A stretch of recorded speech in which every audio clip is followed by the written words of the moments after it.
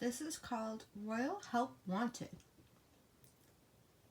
Prince John and Sir Hiss had just finished repaying their debt to the Society in the Rock Mines.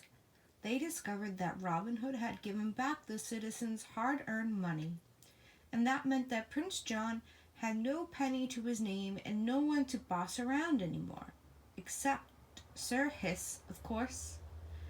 Well, isn't it quite obvious that you will need to get a job? The prince told Hiss. Me, sir? Hissed the snake. Of course, John replied. You can't very well expect me to get a job. And so Hiss set out into the town. First he stopped by Friar Tuck's church. Everyone deserves a second chance, Friar Tuck told him, and I just happened to need a bell ringer. He pointed up to the huge bell that hung in the tower of the church.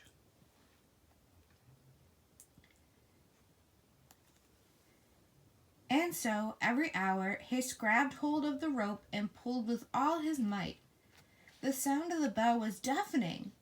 It wasn't so bad at 1 o'clock, when he had to ring the bell once, but around 6 o'clock, the clanging started to give him a colossal headache. At 12 o'clock, he quit and went looking elsewhere for a job. Hiss tried the bakery, but they told him he needed hands, or at least paws, to knead dough. Then he went to the blacksmith and asked him for a job putting horseshoes on horses.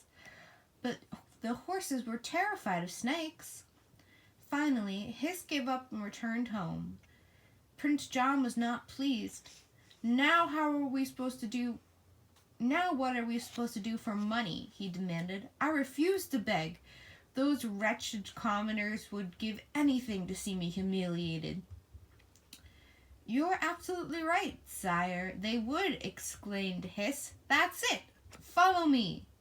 Before Prince John could protest, Hiss had the lion locked in the stocks in the middle of the village square.